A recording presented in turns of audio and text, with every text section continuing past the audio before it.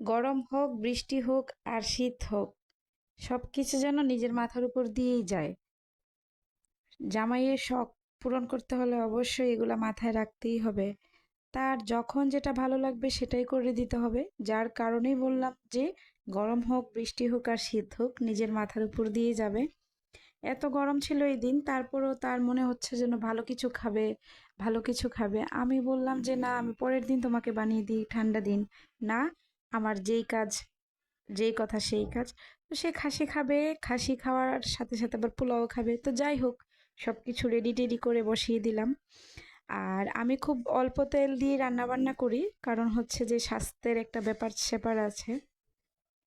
কারণ তেল আমাদের জন্য নর্মালি খুবই ক্ষতিকর। আর তারপরও তেল ছাড়া যেহেতু এই রান্নাগুলো হবে না, তারপরও মোটামুটি একটা তেল দিয়ে রান্না শুরু করে দিলাম। প্রথমে পোলাও রান্না করব। আপনারা দেখতেই পেয়েছেন যে কি কি দিয়েছি। পেঁয়াজ দিয়েছি এখানে, ভালো করে পেঁয়াজটাকে আমি হচ্ছে কালার একটা আনবো। এরপরে লবণ দিয়ে দিয়েছিলাম, এখানে আদা রসুন বাটাও দিয়েছি। তারপরে হচ্ছে যে আমি আধা ঘন্টার থেকেও কম পোলাওয়ের চাল এটা ধুয়ে ঝরিয়ে রেখেছিলাম। তারপরে এটাকে সুন্দর করে, খুব সুন্দর করে ভেজে নিব, বেশি না, 3-4 মিনিট ভেজে নিলেই হবে। আর আমাকে প্লিজ সবাই ইগনোর করবেন, কারণ হচ্ছে আমার অবস্থা খুবই খারাপ। বাসার তো আর এত স্টার জলসার নায়িকাদের মতো বেশভূষ ধরে থাকা যায় না। আর এখানে দিয়ে দিলাম আমি গুঁড়া দুধ। গুঁড়া দুধ না দিলে আসলেই হচ্ছে পোলাওয়ের মানে ওই রকম কোনো টেস্ট আসে না। কিশমিশও দিয়ে দিয়েছি, আপনারা দেখেছেন। আর আগে থেকেই পানি ফুটিয়ে রেখেছিলাম, সেটাও দিয়ে দিয়েছি। দিয়ে হচ্ছে এটা ঢেকে দিব। এটা দেওয়ার পরে হচ্ছে একটু পরেই দেখেন আমি নাড়াচাড়া করছি, আর এটা কত সুন্দর ঝরঝরা হয়েছে। আর আমি একটু করে এটা বসিয়ে রাখবো, জাস্ট ফুটে উঠবে। আর আমি এটার কোনো ধরনের পিকচার উঠাইতে পারি নাই, কারণ গরমের মধ্যে আমার এগুলো ভালোই লাগছিল না। তারপরে আমি বলছিলাম যে একটু ভিডিও বানাও। আর এখানে সব ধরনের মশলা দিয়ে মাংসটাকে কষিয়ে রেখেছিলাম।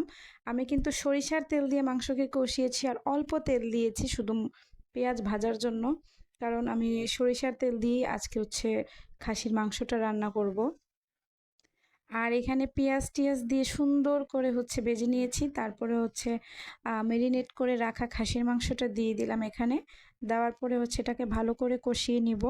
এখানে সব উপকরণ দেওয়া আছে, আদা রসুন পেঁয়াজ, ধনিয়া জিরা, তারপরে গরম মশলা, সব কিছু একসাথে দিয়েছি। আর আমি একটু পরে আলুটা অ্যাড করেছি, যেহেতু খাসির মাংস সিদ্ধ হতে অনেক লেট হয়, বড় বড় টুকরা করেই দিয়েছি।